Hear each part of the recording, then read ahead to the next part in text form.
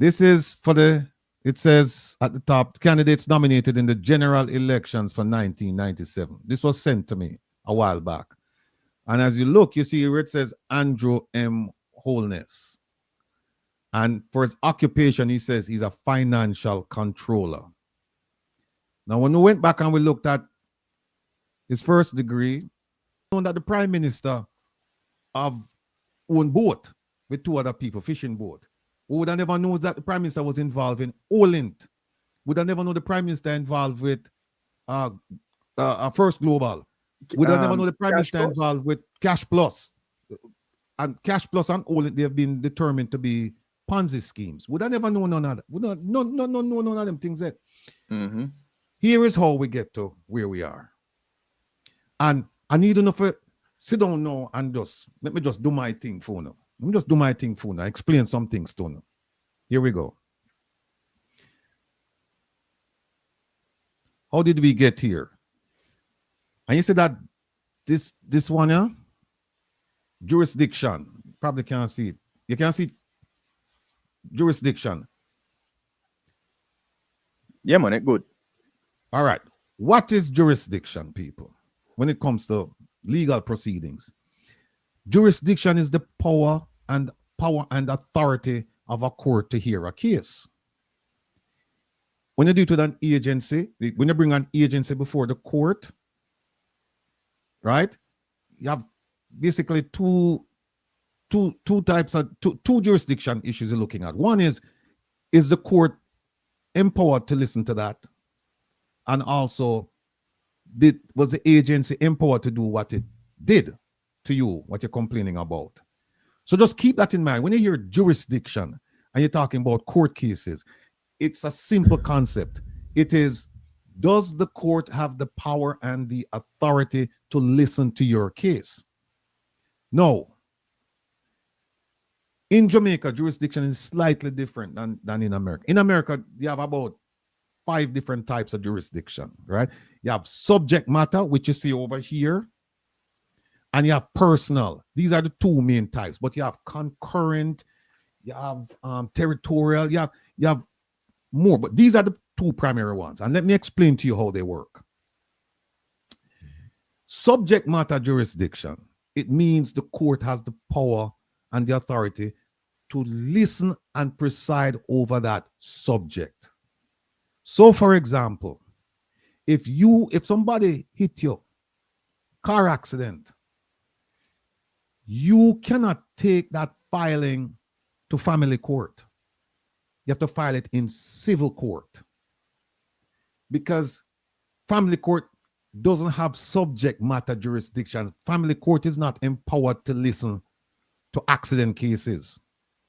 So if you file it over there, they're going to kick it back and say, or if you file it, the person you sue, the first issue they're going to raise to throw it out is, judge, you don't have the court doesn't have subject matter jurisdiction. And the judge is going to say, right, this is an accident case, it's a personal injury case. You can't file that in a family court. You have to go file that in a civil court. So that's the first one. The second one is personal jurisdiction. Personal jurisdiction says that the court must have the power and authority to rule against a particular person. That they have jurisdiction over that person. And I'll give you an example. Let's say Kevin and I, we're in California, right? And Kevin lives in California. I live in New York. I run into Kevin's car and I come back to New York. Kevin moved to Florida. And then Kevin said, I'm going to sue you in Florida. Right? And file a lawsuit. When I get the notice, the first thing I do is I'm going to say, the court doesn't have personal jurisdiction over me. Because guess what? You're suing me in Florida. I don't have any business interest in Florida. I don't have any contact in Florida. The accident did not happen in Florida. It's you move from California and go to Florida for sue me. What you have to do, you have to sue me in California. That's where the accident occurred. But you can't move to another state and then say, I'm going to sue you in this state, because the first thing I'm going to raise is jurisdiction. And guess what? The judge is going to say, yeah, I don't have personal jurisdiction over this man. The incident didn't occur here. He doesn't do business here. He doesn't live here. He has no contacts with the state. And I'm going to throw it out. No, in Jamaica, here's what happened. and it's everywhere. It's Jamaican here. When you file an action challenging the jurisdiction, the power and authority of a court or of an agency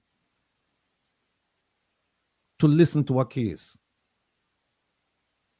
In Jamaica, it would be a judicial review. You file for a judicial review to challenge the jurisdiction of an entity.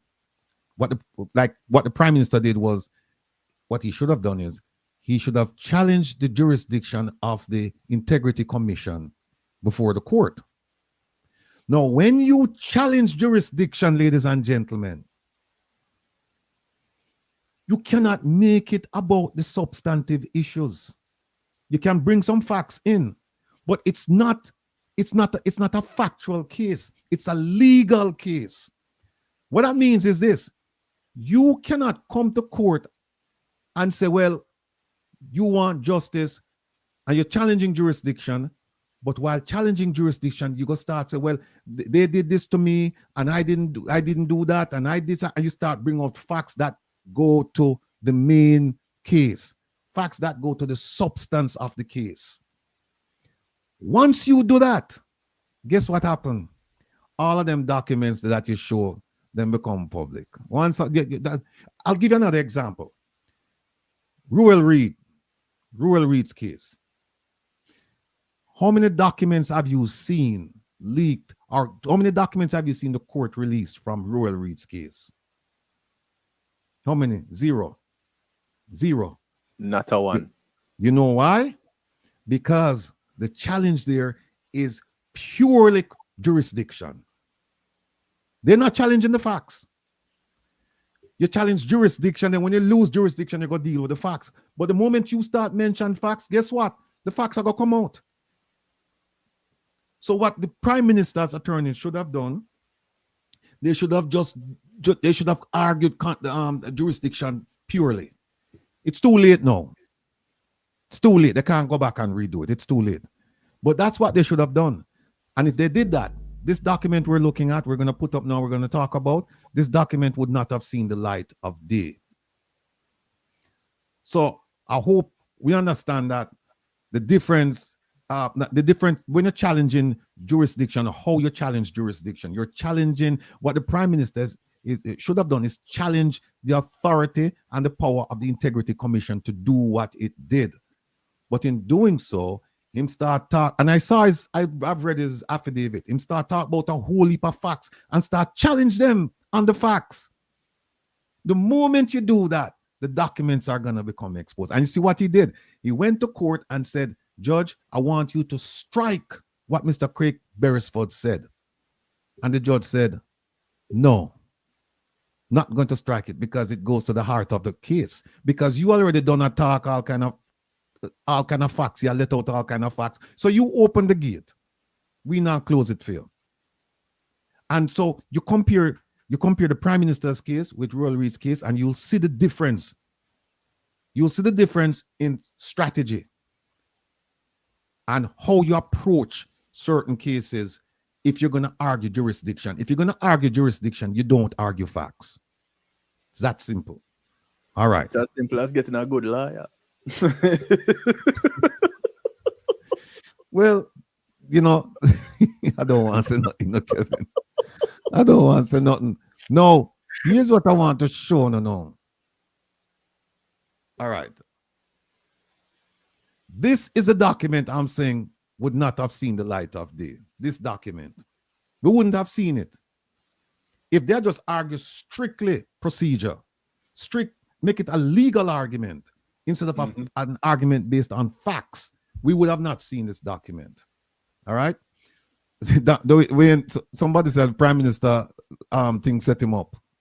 Lawyer said, no, we ain't said that.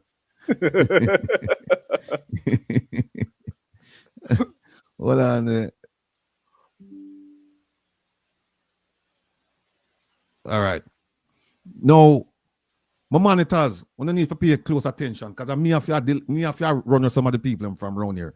We have to pay close attention. I don't not pay attention to what I say still, but keep an eye on the chat, because we don't need no distraction around here. We not give them no attention. So as soon as people come on and say something, as soon as people come on and say something that is not civil, that is not respectful, please get rid of them.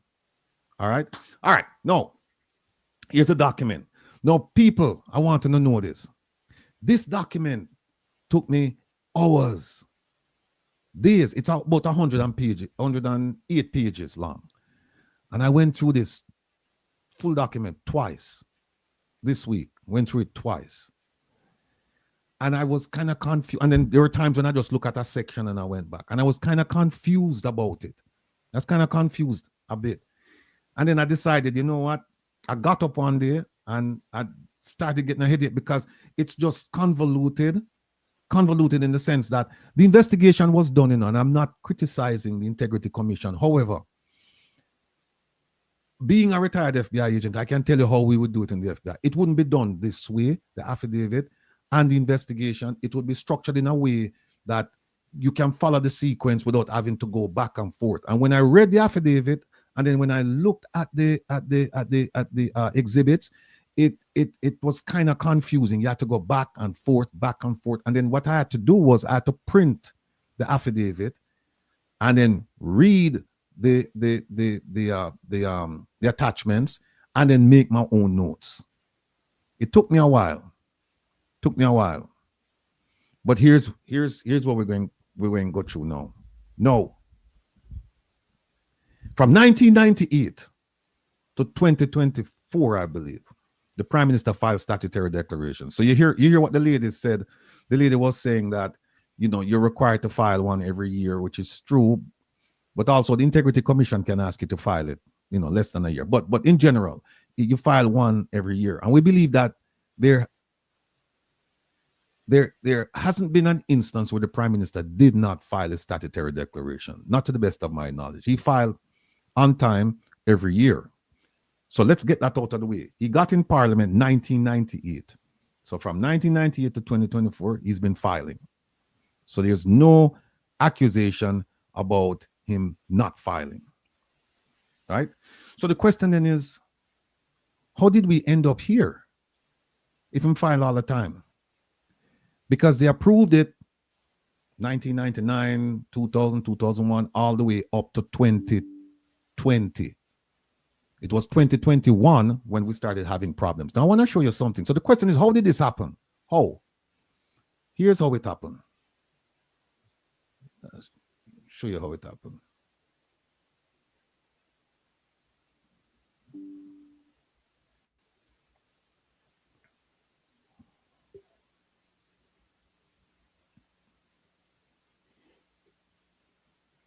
Okay.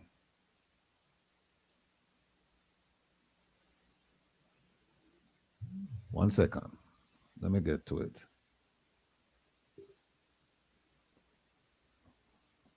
Okay, here we are.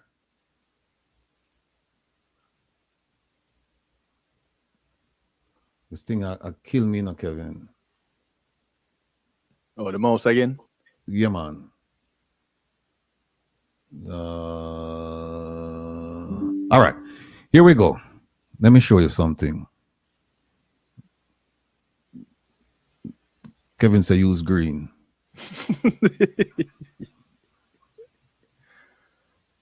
Green mean go.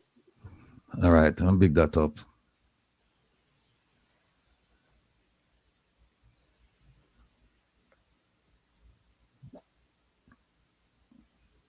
All right. Yeah, man, right there. All right. Now, one of the things the Prime Minister is suing about, he's saying there are certain documents that you have, Integrity Commission, that you've redacted information, meaning that you block it out. We can't see it. You've given us the information, or you've given us the documents, but you block out certain things. Now, here is why I think the Prime Minister wants to get that information. You see this language right here? The former Integrity Commission initiated an examination of the statutory declaration of the Prime Minister on receipt of certain information. You know what that says? On receipt of certain information, somebody bust upon him. Somebody went and told the Integrity Commission this is what is going on. They never had a problem, from 1998, until then. They never had a problem. They certified every single one of them routinely. And then all of a sudden, they stopped because of this receipt of certain information. This is language indicating that somebody told them something. Somebody said, you need to take a look at his statutory declaration closely. So now the Prime Minister is saying, we want the information and we want it unredacted. We want to say all of them. I think he want to know who tell them. Mm-hmm. He want to know who tell them.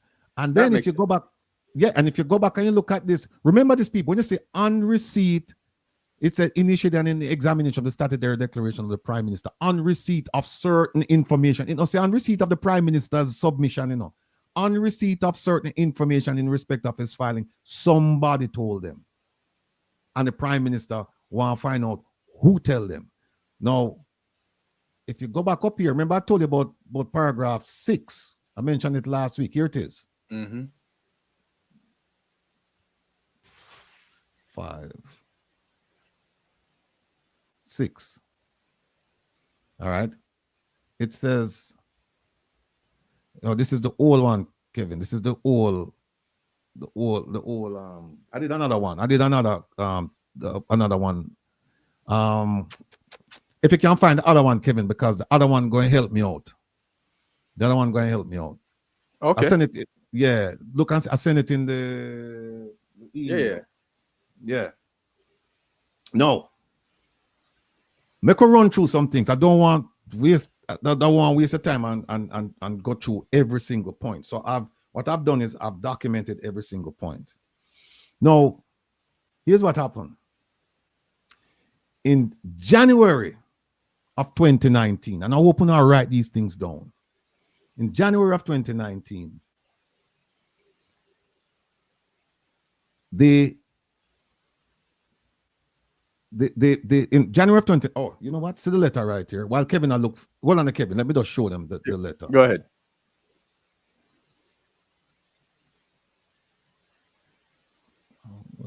Okay, here it is. This letter here. January 25, 2019.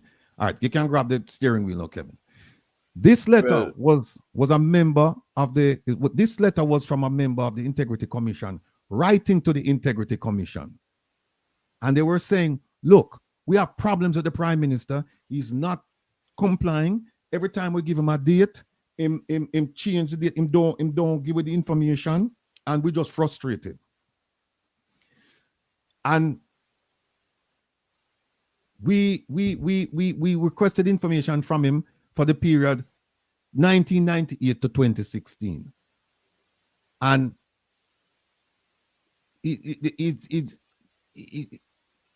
January 2019, they said, we have problems with his statutory declarations and his delays in providing that information.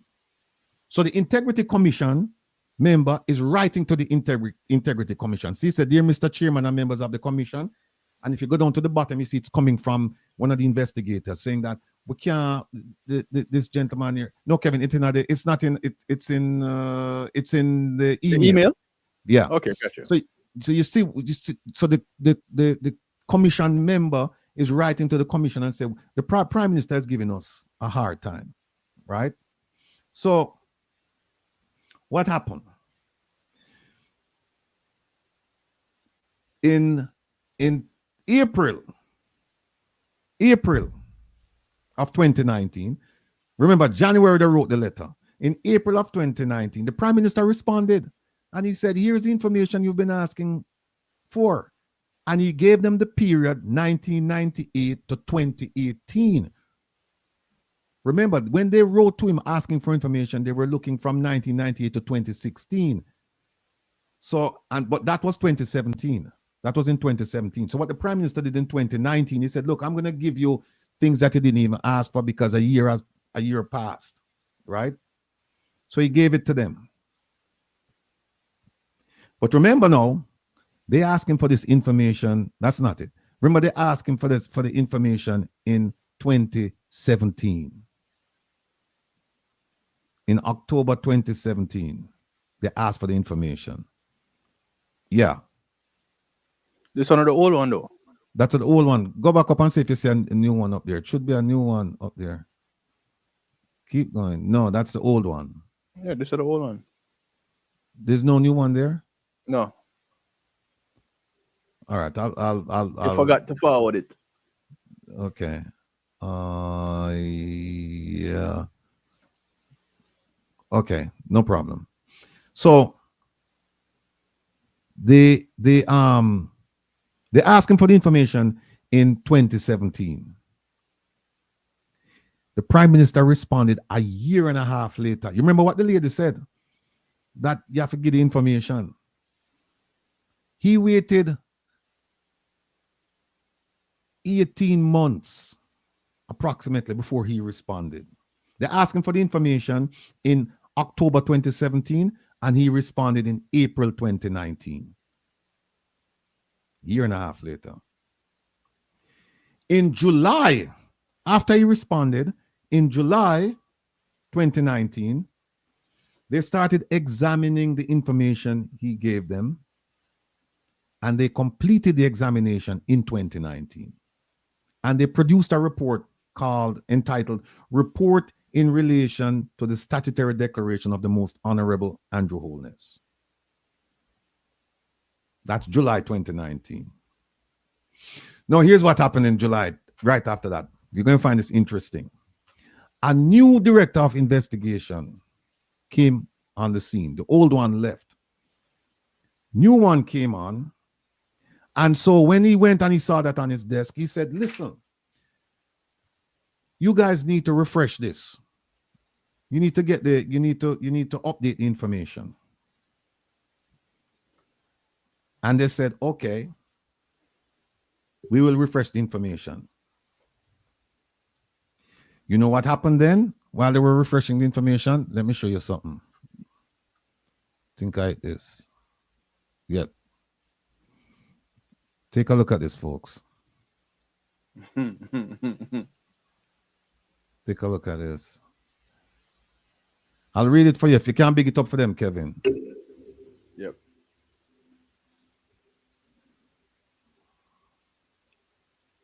Oh. This from the Integrity Commission. All right. Let's go ahead and remove these things. Okay. I don't think you can remove them. Oh, yeah, you can. You can or no? No. You can't move them. Go back. Oh. You have to go back.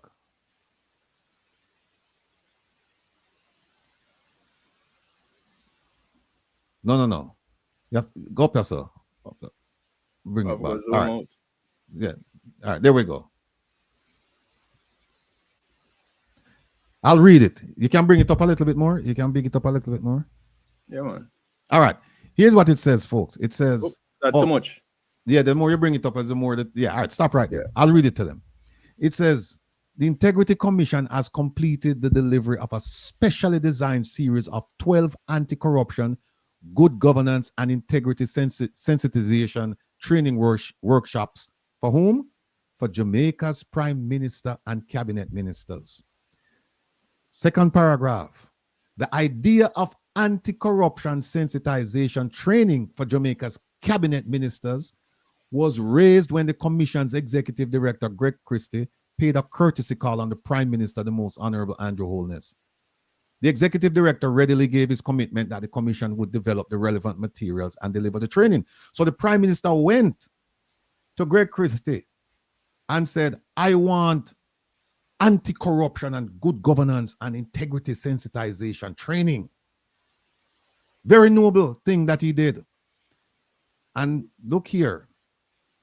It says, importantly, cabinet ministers were also counseled on what they should and should not do to avoid criminal culpability or public opprobrium and criticism in their administration and conduct of Jamaica's public affairs.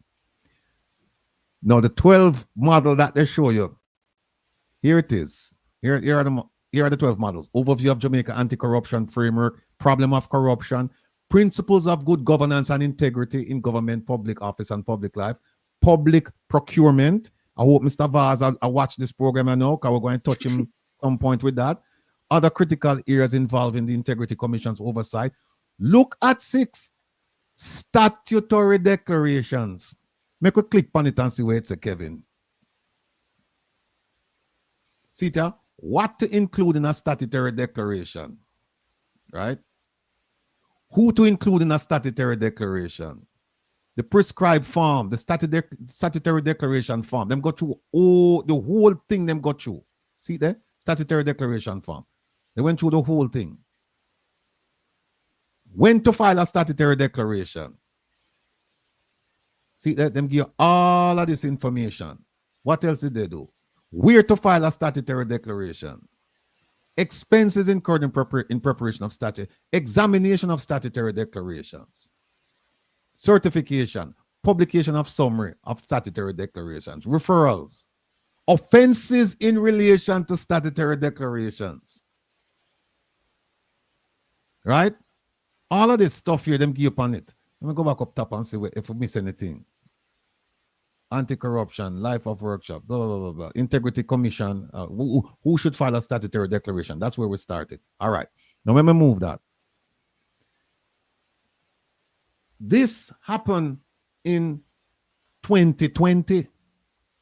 While COVID gone, while the Prime Minister study, while money come out, while him formed 3 companies, while I think SSL, my withdraw funds out of SSL, while all of this are going on, you know, him gets training. He asked for the training, and he got the training, right? Very much so. So you would think that going forward, our Prime Minister would comply, because no him can't say no. And guess what Integrity Commission did? In addition to providing the training, they sent the material to every single person who received the training for reference. So that if you get in a situation, you can just flip through and see where it says about who can file, when you can file, what you can do, what not to do. You have it as a desk reference and send it to you. So he got the training and he got the reference material. So he, as the leader of the country, should set the example. Him don't have no reason not to comply. And yet, what is the charge? What is the charge? What is the charge leveled against him? Why his investigation is over at FID? That he did not cooperate. That he does not want to cooperate. He hasn't cooperated. That's why they send it over to FID. The same man who established the Integrity Commission, the same man who asked for the training, the same man who received the training, the same man who received the reference material, decided no, not going to cooperate. So, while all of this was going on, in November of 2020, guess what? The Integrity Commission certified the Prime Minister's, certified his statutory declaration for 2019. While all of this is going on, they certified it. Then, in June of 2021, remember what I told you, that a new director of investigation came in and said to the Information and Complaints Division, you need to freshen up this information, make it more current because it's been sitting here for a while. They refreshed it and they found some information that the Prime Minister did not report. They found it. And don't worry, people, we're going to put this up. The chart that I am reading from right now, we're going to put it up so that you will see it. But I'm just saying, just follow along, take some notes as we go along. So the same month that the Prime Minister that they found that some information was not reported, they sent a letter to the Prime Minister and said, we need some more information from the Mr. Prime Minister, because now we're looking at your statutory, not the 2019, we're looking at the 2020, and we're finding some problems here. So can you just send us some information so we can square this away? The Prime Minister responded the following month in July, and he gave them information. And then in December, 5 months later, they confirmed to him that his 2020 statutory declaration, the review was completed. Remember now, the 2019 is certified already, and now they're looking at the 2020. And then in December, they said, we have completed it. And then in January, 1 month later, they said it's certified. Certified. So what do you have now? You have his 2019 that has been certified, and now you have the 2020 that's certified. So the Prime Minister is in the clear. Or maybe not. Because if you go back and you look at the letter, let me go back and show you the letter.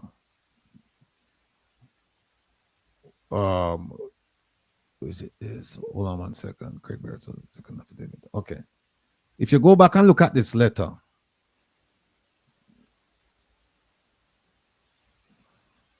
if you look at this letter that they wrote complaining about the Prime Minister, see it right here. They say that all of this is where they're complaining. So they've been asking him. Another reason why you know that somebody told on the Prime Minister, because here they said that they were looking at him since he became a parliamentarian in 1998. No, we know that's not true. We know that's not true. Somebody tell them and they went back. But here's the thing that you must look at now. Here's the thing that you must look at. This letter came in January 2019, and they're complaining, said that he's not in compliance with them. He's not giving them information. So guess what? This cannot be the 2019 declaration. This has to be the 2018 or before, because we know that your statutory declaration is not due until the following year. The period ends December 31st, yes. But you have 3 months to turn it in. So they could not be talking about 2019 when they send a letter to him in January 2019. Unless it's a typo. We know that can't be true. So they were looking at the Prime Minister's 2018 or before 2018. But at the very least, they were looking at a statutory declaration before 2019. But anyway, what they did was they approved his 2019 and they approved 2020. In January of 2022, they approved it. So the Prime Minister now is in the clear. Well, guess what, people? In August of 2022, because now you know he submitted 2021, he had until March 31st of 2022 to submit his 2021, right?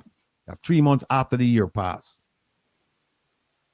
August of 2022, they're now looking at his 2021. Remember, they approved 2019 and 2020, so now they're looking at 2021. When they looked at 2021, all hell broke loose. They said, wait a minute, he didn't tell us about assets and liabilities involving First Global Bank, etc. They discovered this. Mm-hmm. The following month, 1 month later, they said, you know what, there's too much here. We're going to refer it for investigation. And they did.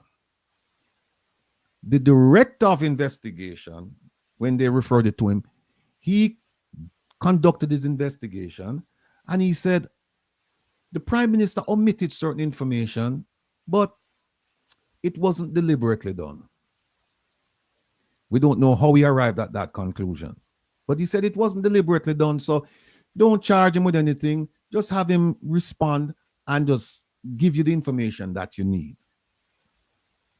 So they went to the Prime Minister after that and they said, you need to amend your 2021 statutory declaration because there's information missing. We believe that you should be charged, but the Director of Investigation says that you just need to fill in the blanks. Give us the information. In February of 2023, the Integrity Commission examined the Prime Minister's 2021 statutory declaration. And they found issues with investments, assets. They found issues with Imperium, the company formed in 2020. They found issues with ADMAT, the company formed in St. Lucia. They identified all of those issues. That's February 2023. In April 2023, a decision was made to refer the Prime Minister to the Director of Investigation or his component for an investigation related to source of funds and violation of the Corruption Prevention Act, illicit enrichment. They went through everything and they said, look, this man appears to be guilty as sin. So we're going to move this we're going to move his submissions on and have the director look into this, because there are things here that we see that that they don't add up. That was April of 2023. In May of 2023, the matters were then referred to the Director of Investigation, and they gave the Prime Minister numerous opportunities to amend his statutory declaration. Prime Minister did not. Did not. And you know why? Because the Prime Minister realized that they're not looking at my 2021 only. Based on the information I'm looking at, they're also looking at 2020 that they have already verified, 2019 that they have verified, 2018, 2017, 2016. So it's like, no, I can't give them. No, I'm not giving out any information. And that's when they said, we've been asking him for information concerning expenses and other things, and he's not cooperating. So then that's when they refer the matter over to the Integrity Commission. But what happened is that they didn't have to, because, and Kevin is not here right now, because I would show you a section in the Integrity Commission Act that said that they could have gone to court and compelled him to give that information. Now think about it, people. If the Integrity Commission went to court to say, Judge, we need an order, and by the way, the Prime Minister would not be present when they, when they go before the court for this order. Think about it. They get an order compelling the Prime Minister to give them certain information. The Prime Minister has two choices. One, give the information. But he's not going to give the information because he knows they're looking at him beyond 2021. So he's not going to give him the information. Two, he's going to challenge the order. And think about how that would look in the public. That, wait a minute, you established this anti-corruption agency, and they're looking at you. They're looking at you about you, not about other people, your involvement with other people. They're looking at you. And if you don't do nothing wrong, Mr. Prime Minister, why not just give them the information? If you don't do anything wrong, why don't give them the information? Prime Minister can't afford that. But the Integrity Commission didn't do it. And that's where I blame them. You have something, Jeffrey? Yes. My question to you, Mr. Rattigan, when the integrity prosecutor had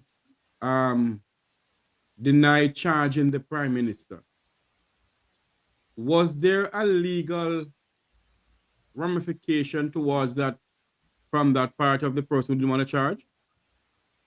When they, oh, you mean the corruption prosecutor didn't charge him? Yes. I guess people could raise the issue. People could raise it, but nobody did. Because in Jamaica, people just don't, it's 9-day wonder, and people just don't raise the issues. But somebody could have raised it, and I mean, somebody could have, because looking at the evidence on the four accounts that he didn't rip, and there are more. There are many more accounts. But we are only finding out those things now through this affidavit, because when you read the report that was tabled in Parliament, a lot of the things that you see here, they're not in that report. For example, the report that was tabled in Parliament, there is not one mention of the Prime Minister's involvement in any type of business with his wife. Not one. But when you read this report, there's several instances. Where she's all over it.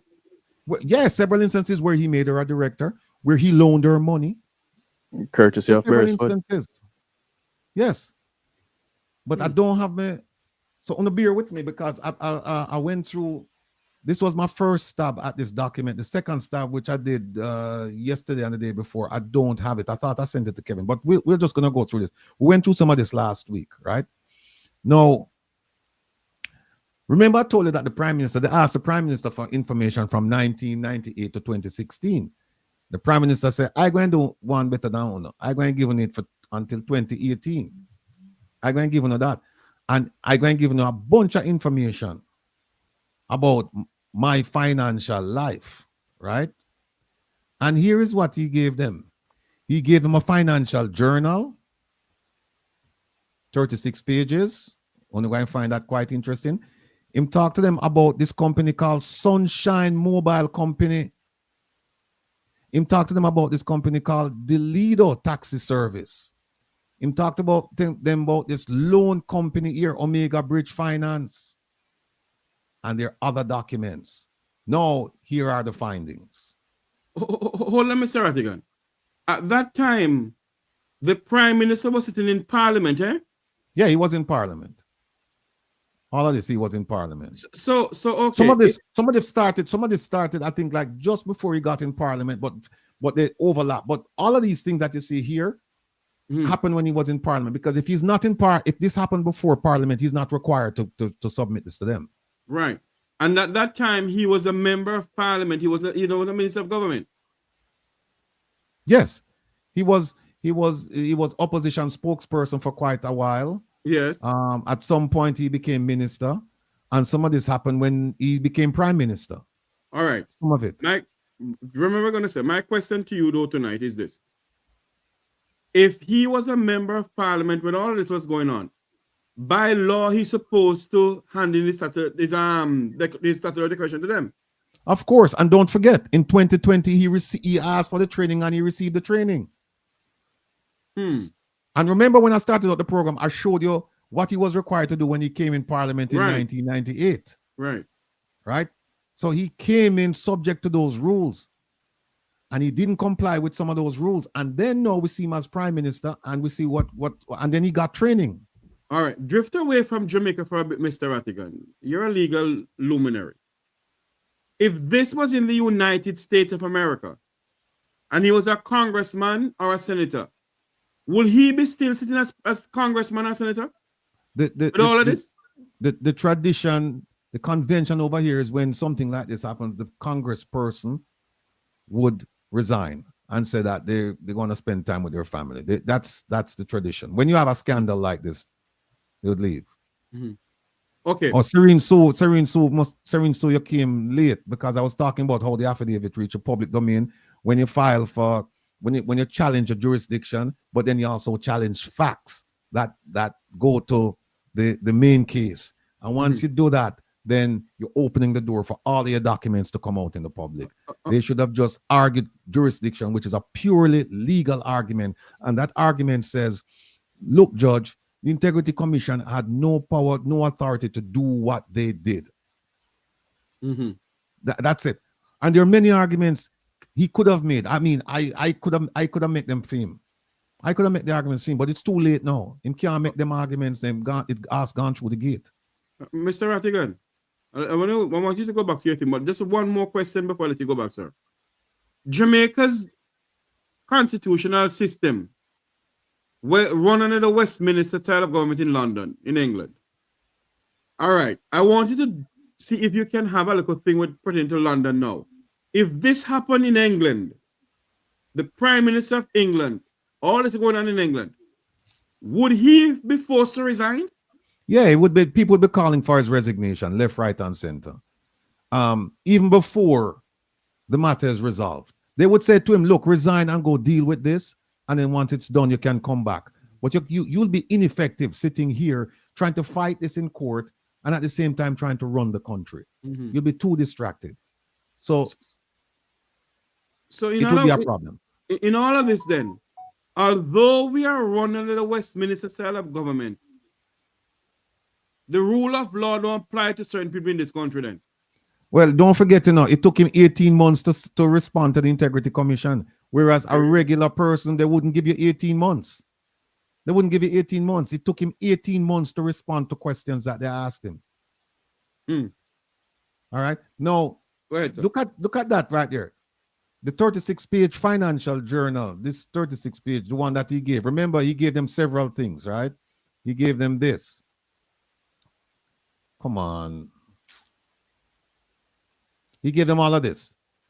So the Financial Journal is one. Then they give them stuff about Sunshine Mobile Company, the Lido Taxi Service, Omega Bridge, and then some documents. Now look at what they said about the journal, the 36-page journal. They said his explanations disclose multiple businesses and accompanying investments, assets, and income, which were not previously declared.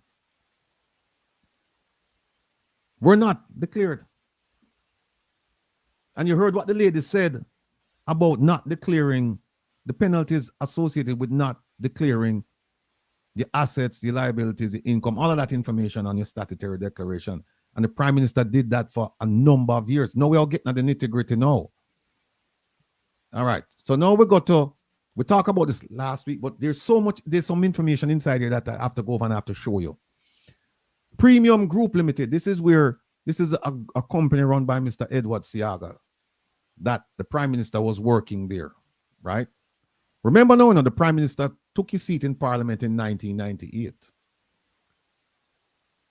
He was still working there because here it is right here. He said he was working there, a position he held until September 2000. Of note, income from his employer was not declared for 2000. I don't know if it was declared for 1999. Because remember, he entered Parliament in 1998. There it is. It was not declared. Then we go to Sunshine Mobile. It's a taxi business. And he said, I was involved in the taxi business before I got into politics. But then what happened? He owned 3 cars and he gave the 3 cars to Sunshine Mobile. And Sunshine Mobile start run the taxi them for him.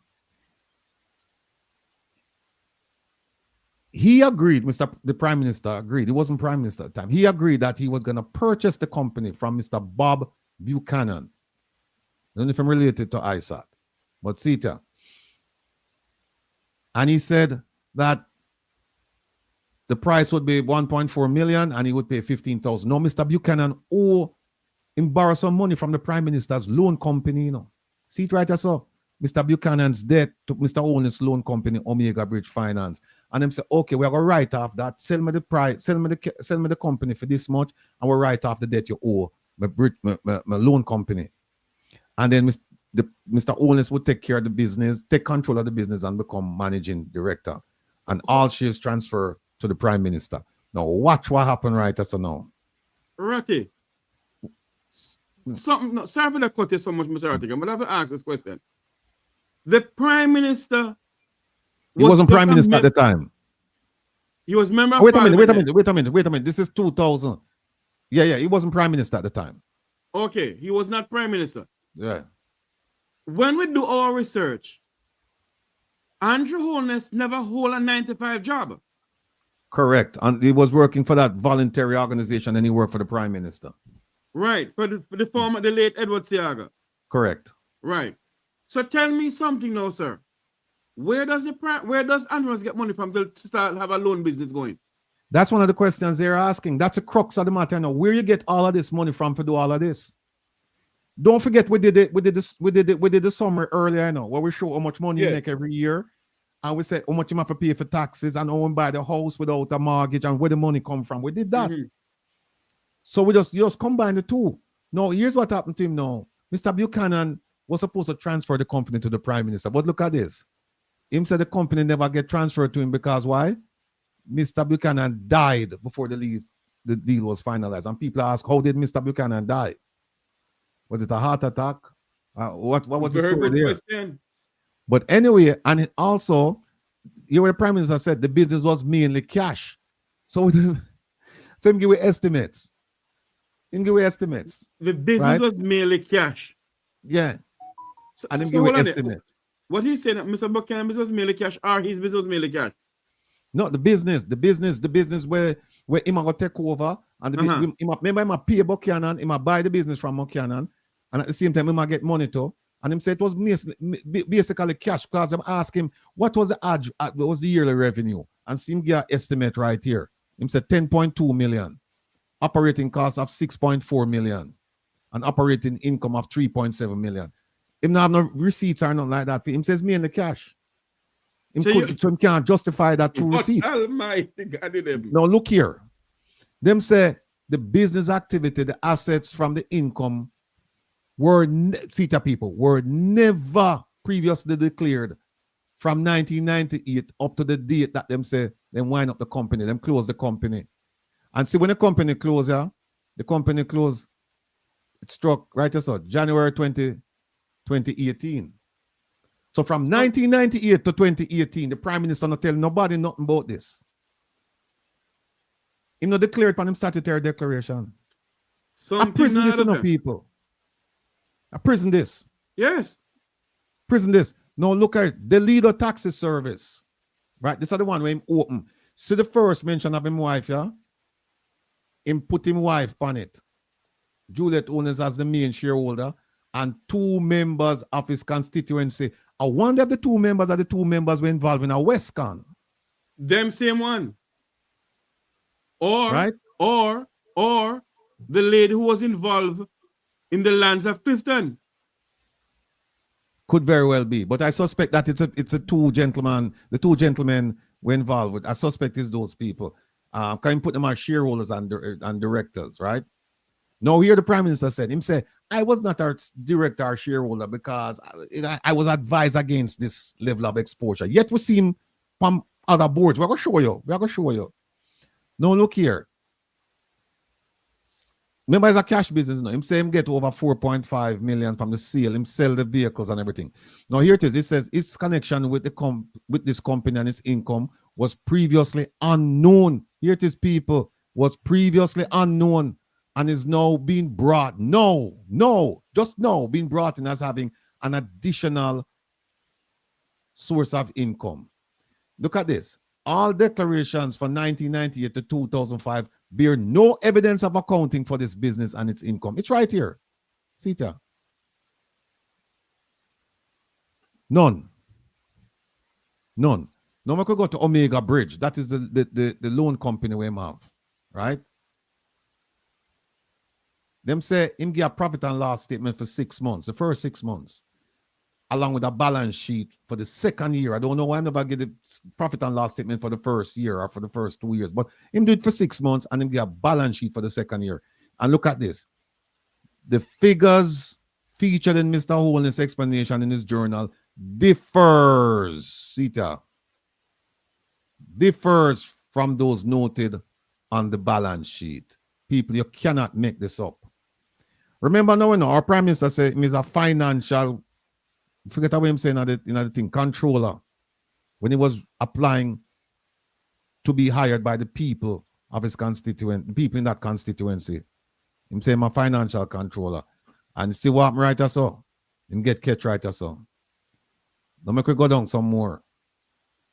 Look at this. Investments and income from this business were not declared from 1998 to 2005. Right? Now here the Prime Minister said. The Prime Minister said, you see the businesses them, where you see me have up there?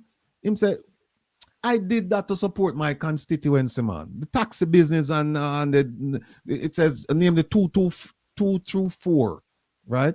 And here, where were they? With the 2 through 4. Oh my God, too far. 2 through 4. Him said that was all right. Here we go. 2 through 4. So Sunshine Mobile, the Leader Taxi, and the loan company, Omega Bridge. Him said, no, man, that is not my money, man. That is to just help out my constituency, man. I will not talk about. Me I help out my constituency, me I do my job. But guess what them find out? Them find out when him sell the companies, him invest the money in him name. Him invest the money in him name and them companies. So them I say, then, oh, you never give to the constituency if it's a constituency thing. So them say, we don't buy that story, Mr. Prime Minister. Come better than that. Here it is right here where him say,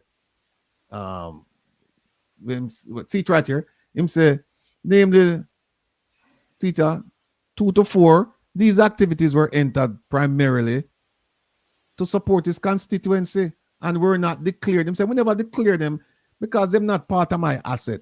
No, a fee money him use, you know. This is the way him say. Him use fee money and start Sunshine, the Leader, Omega. And him say, but the money when I put it, him say, no, man, a constituency thing that, man. Hear what the Integrity Commission say. We have no choice but to reject that opinion. As reliance is being sought on the income earned and assets at the disposal of the entities. The constituency never have nothing to do with it. Look at them say further right here. These assets have either been sold or made further investments in an effort to substantiate assets now in its position. So, Mr. Prime Minister, don't come tell we are the constituency, the taxi company, the two taxis, Sunshine, the Leader, and Omega. You come and tell us that the constituent. No, man, I your money because after you sell them things, you invest the thing in a your name and your company. Constituency not get no money, brother. What you talk about? No, watch here now, people. All I want to lose money in a cash plus. See, Prime Minister in a cash plus, yeah, I know. See me in a cash plus. See that investment in cash plus. Input him 4.6 million in a cash plus at one point. I remember this is 2005, you know. Enough money them time there. That at 20 years ago. Eh? It's 2006, you have anything here? No, 2005. It said 2005. Oh, yeah. Yeah. The balance of cash, yeah. But he couldn't, but he invested in the 2005 and then 2006 and end up with 4.6 million inside there. No, people lose money in a cash plus, you know. We don't know if our Prime Minister lose no money, but look what we know. This investment was never previously disclosed. See it? And it affects declaration 2005 and was in cash out in 2007. First Global. Him never tell him about First Global and see that in a First Global in 2005, him put this. Him put 400 grand in it. Then First Global, that the CD, him buy a CD in a First Global for 3 million. See that? Where the money they come from? And then take out 2 million in a 2006. And look what them say.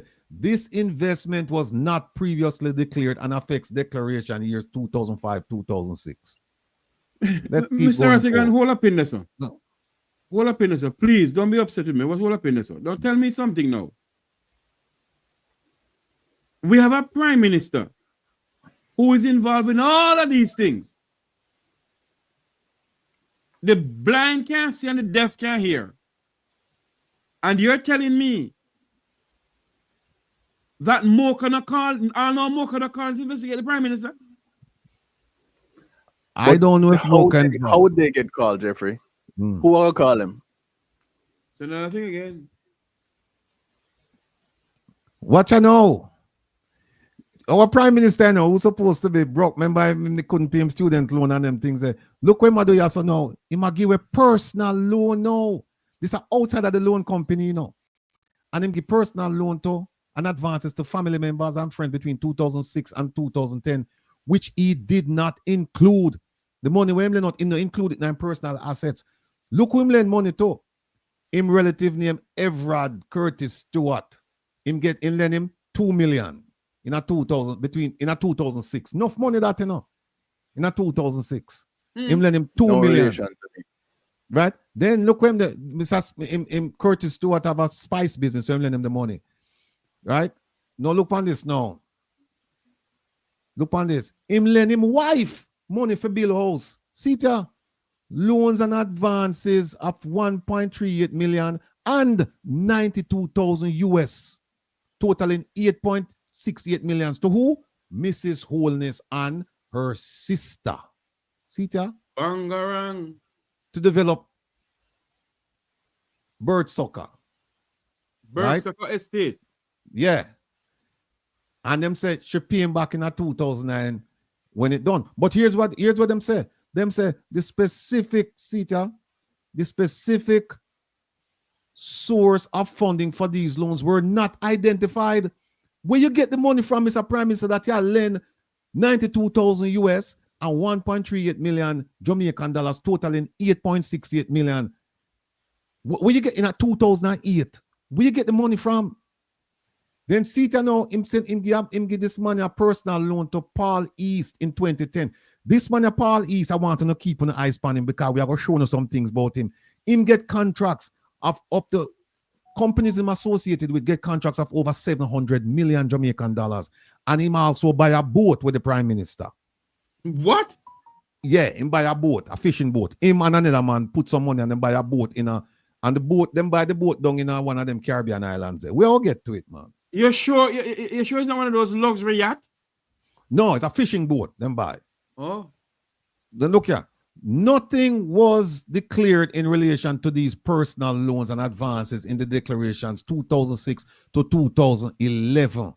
And the source of funding remains unclear and may possibly be attributed to funds stated as constituency support. And we have rejected that notion that the money are constituency money. We rejected it. Look for Olent. It's Olent. It's Olent, yeah? Them say statements for 2005 and 2006 in relation to investment made, but them not talk about it. All right? So now, them say, all right, I could do a summary now of what took place. So them go through this. Let me small this up a bit. Hold on there. So them start talk about Olent.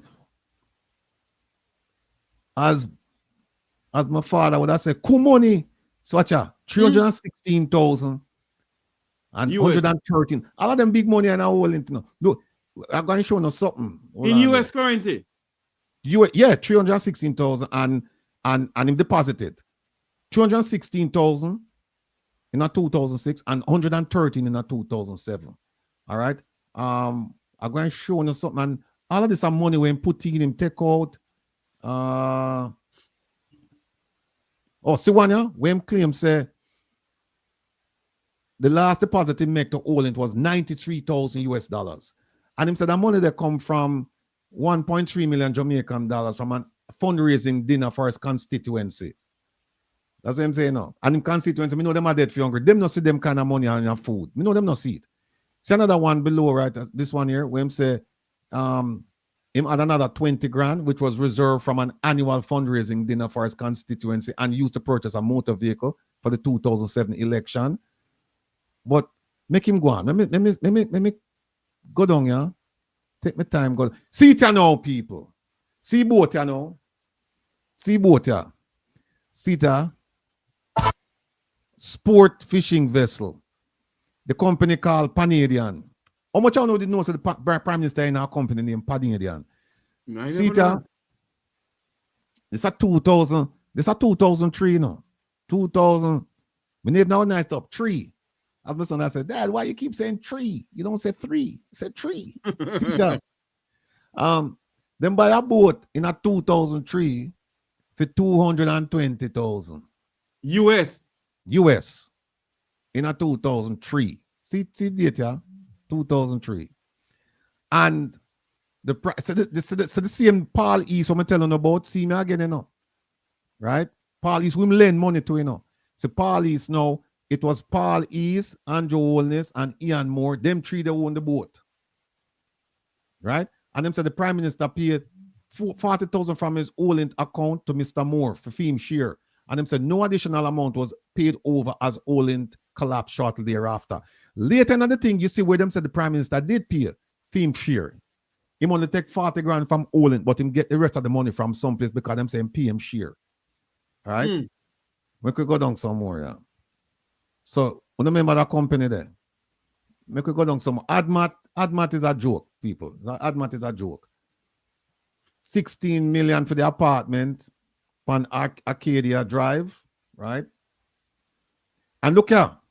See him admit, See him admit right. So him say, after note, the Prime Minister disclosed in footnote 25 on page 20 of his journal that he did not declare rental income from this apartment. So the tax people, I'm supposed to know about this too, you know. I'm supposed to get involved. More Olent money. Wycliffe Close, the one where we talked about the other day, been purchased for 15,275,000 from Admat. So him say money him get from Olent. Him blame Olent for everything, you know. See Shenstone, Beverly Hills. More money. We are run through them things because we don't have much time. All right. Then they have another one up at Narbrook Heights.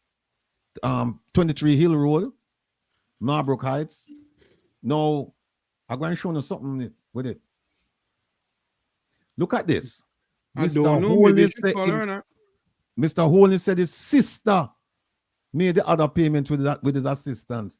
He indicated that the property was transferred to ADMAT in June 2012 for a consideration of $3 million.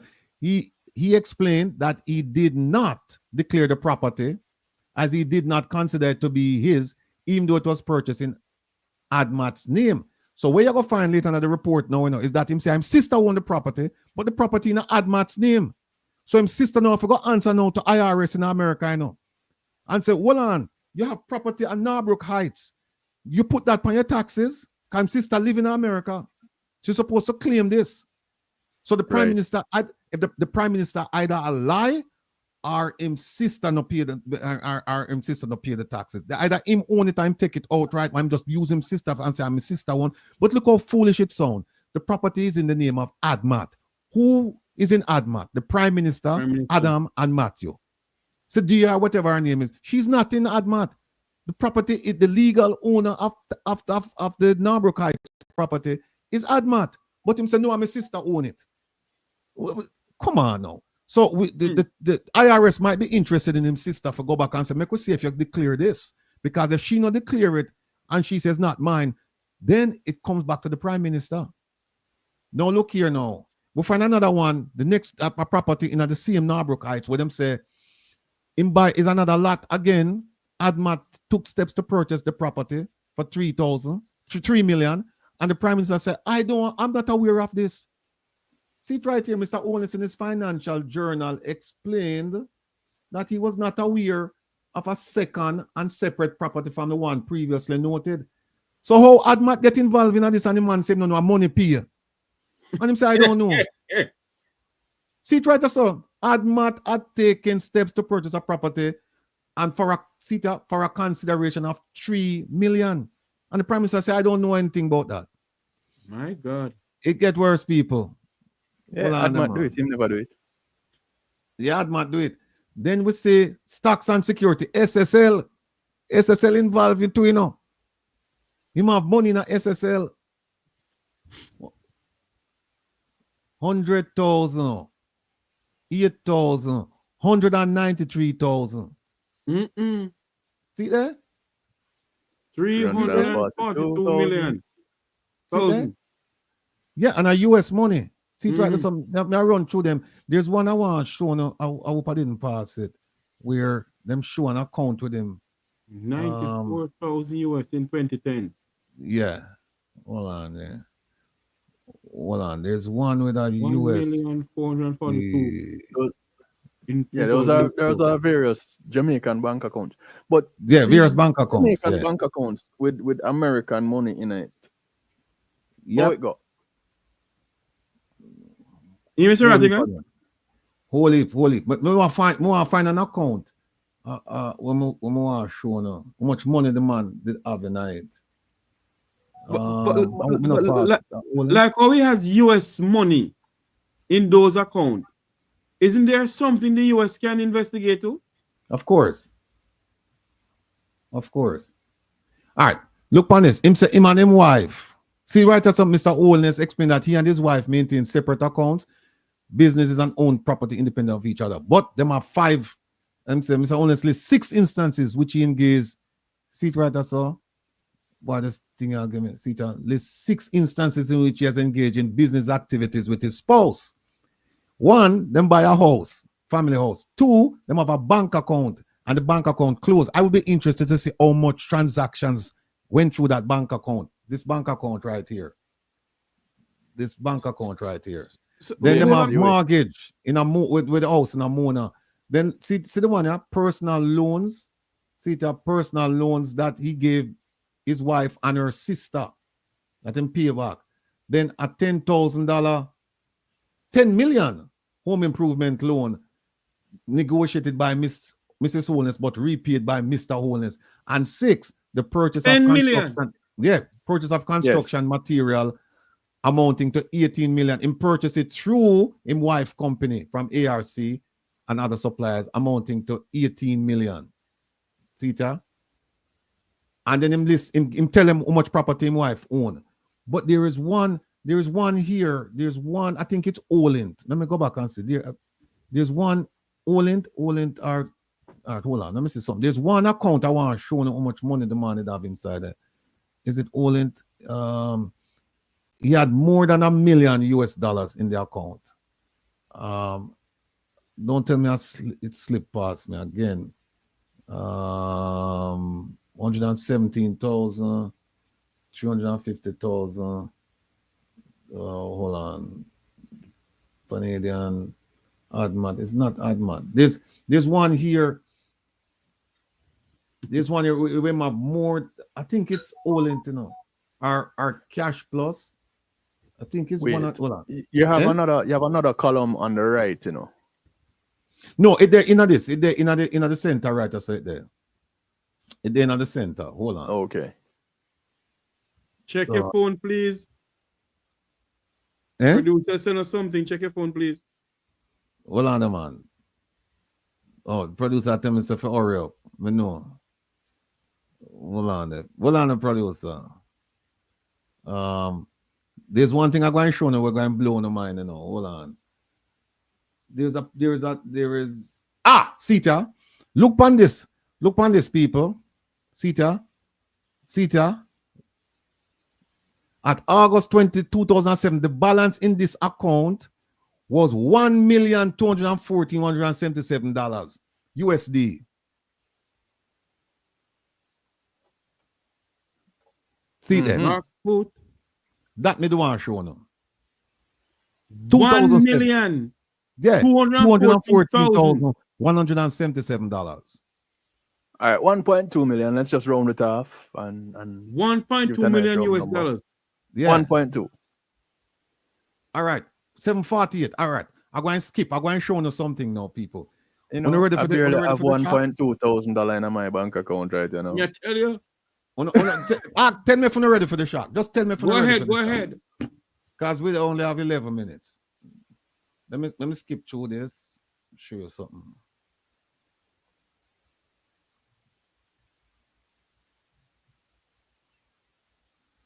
No, wait for the shock, you know.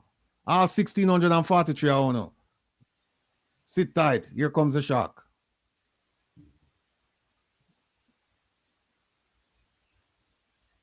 Like that? Nope. Showing the shock, come on. So the shock attack. Hold on. This is money laundering. Hold on.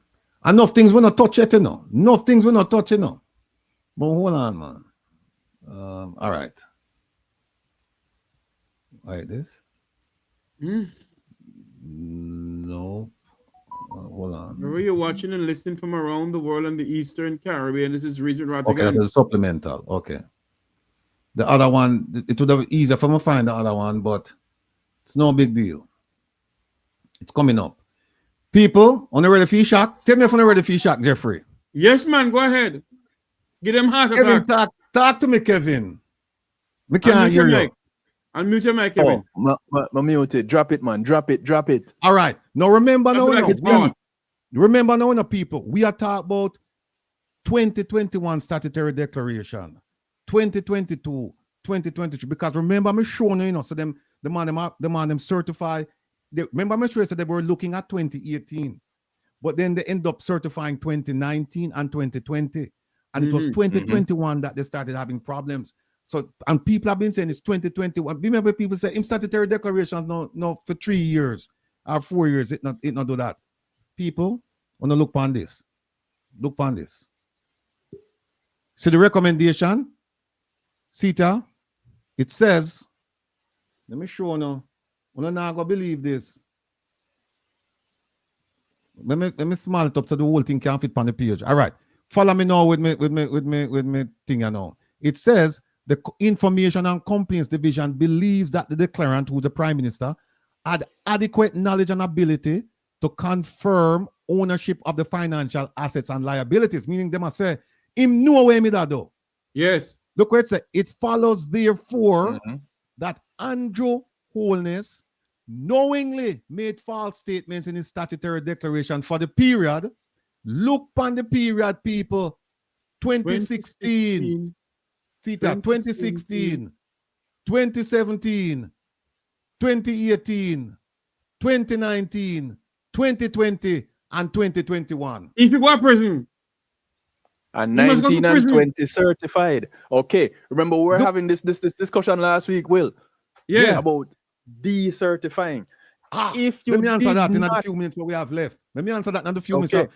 Furthermore, see what's the right so? The Information and Complaints Division recommends that Andrew Holness be prosecuted for providing false information pursuant to Section 15 of the Corruption Prevention Act and 42 of the CTI. No, you ask a question about can you decertify? Here's how that works. There is a principle in law that says fraud will vitiate any verification. That meaning that if you can show that there was fraud, right, that will overcome it and then say no, you can decertify him. You can decertify him because this is the man lie. See, try to hey, hold on there. People, when somebody say you knowingly made false statements, see it, I know. See it, so let me big it up. Let me big up that piece there. See it, Holness knowingly made false statements. And them tell you the period when make the false statements. Look, 2017, 18, 19, 20, 21, and them not certified 22, 23, 24. And what them say we are wait for him to give you the information for 2021 before we can do anything. And until now, him know. If him give them the information for 2021, it over. Mr. Rattigan, but we have a couple of minutes left. I'm asking this question, Mr. Rattigan. In your honest opinion, sir, do you believe that this man is fit to be on the ballot of Jamaica to become a member of parliament? But based on what we're seeing here, the man should just take for himself. Him should just step aside, as Serene said. Him should step aside. With this alone, he's just fit to be tied at this point. Yes. Yeah. And remember, no people. Oh, hold on there. Me have some companies you have to show. Oh, 754, Kevin. Let me show you some things in this report here. Do it to that 2 minutes and make a wrap up. All right, hold on. Let's see that. We don't know if you're gonna find it, because what happened is that I'm gonna show you them have some companies here, where the man, where them a look at and them say, yo, them companies, yeah, and some people them a look at. All right, look on this. Them start look on this company named Saxthorpe in St. Lucia. Another company named 2001 Properties. These, you swear to say it is recommended that the investigation includes the following. C Company, British Virgin Islands, them have the boat deal. Then you have another one, NOSL, then Richwell, and then you have a whole bunch of names on you. NOSL is in the Cayman Islands. Yeah, see them all look on him sister, yeah? She, and them look on him wife and him kids them. But look on all the things about the people them look on. Look, wait. It's hold on. What is going on with Brazil and Belize? See, I'm only thing. This one you talk about? Yes. Money market brokers. Yeah. Government bonds in Belize. Them have bonds all over the place. Belize, Jamaica, all kind of things. Look, we have to wrap it up. We have to wrap it up now. But here are people. Let me just tell you, say, you see this report. That's why I'm doing one. That's why I'm talking to the judge and I said, Judge, strike the report. Strike part type. Me no want nobody see where in it. People. Let me tell you something. Next week we'll come back and we're gonna show you there are more parts to this, There is more inside of this thing, And remember, this is the second affidavit of Craig Beresford. Who wants the first one? Mm-hmm. And remember, the Prime Minister made he made at least 2 affidavits that I'm aware of. I only have one. Mm-hmm. And we see the filing. Let me tell you something, people. I said, this thing took me days to go through all of this stuff. And I'm glad I did. Because right now, I have the information that I can point to the Prime Minister and say, Mr. Prime Minister, if I was inclined to believe you, I'm no longer inclined to believe you. because these are some. I forgot get back. I'll get back to you with the page number them. But when you read this report and you go through, you're going to have to go have pen and paper and read and go through the things, because the affidavit doesn't spell out all the things in the in the attachments. So you have to go through the attachments, and the affidavit is about 8 pages, and the attachment is the other 100 pages or 90 something pages, because you have some other loose pages there. But people, look, our time now for Kevin Stew step out and go mix him stew and things like that. And of course, the Rebel is coming back at 10. And I remember I'm coming back with Rastaman Vibration. We'll play pure Rastaman tune. We'll play right, pure Rastaman tune. And we're going to have some fun. And remember what I said to you, I'm going to start the program. The third song I play, you're going to love it so till. And the last 2 songs, you're going to tell me, said, no. Stay and play them over again. Believe me. Trust and believe me. All right. Look. Rebel have the thing start out. Yeah. We have 3 minutes left, and you know it go. We have got support Mr. Kevin over there. And if you don't get a chance, please, Pastor Ricky have a thing. It unfortunately it run against Kevin thing. But at the very least, go over what you call it? Like, share, and subscribe. Give him the when you full up the thing. Yeah. Thumbs up. Go at, wait name, coming in. Thumbs up. Thumbs up, that you call it. Yeah, support the thing. Give him the thumbs up, you know. So I just with them, brother. People, me day of phone, you know. Me day of phone, who know me I do this for, you know. Me nah sleep, because there's no time for sleep. The time is critical. We have to focus and move with determination. Yes. And so quickly, Jeffrey, 20 seconds. Join the Make We Talk program this and every Monday for Make We Talk Current Affair. We have something new coming up with you with Mr. Rattigan also. Yes. And remember, join Make We Talk program tomorrow for live coverage of the JLP mass conference in Halfway Tree. The announcement of the date of election will be tomorrow. All right. Catch y'all in a couple of minutes on Reggae Global Radio. Remember, those of you who missed it, last week was a nice talk with Jamaican and HW. Check it out. It's online. All right, my people. I tell you now. That's what the thing says. We're ready. Like mother was saying, Kevin. We're ready for service. We're ready for service. Good conversation, Ratty. Good conversation. Yeah, man. All right, people. Open your eyes and think and see for yourself. Open your eyes and look for yourself. We're going to flash out now. We're soon at 10 o'clock. Big up yourself. All right, take care, Jeffrey.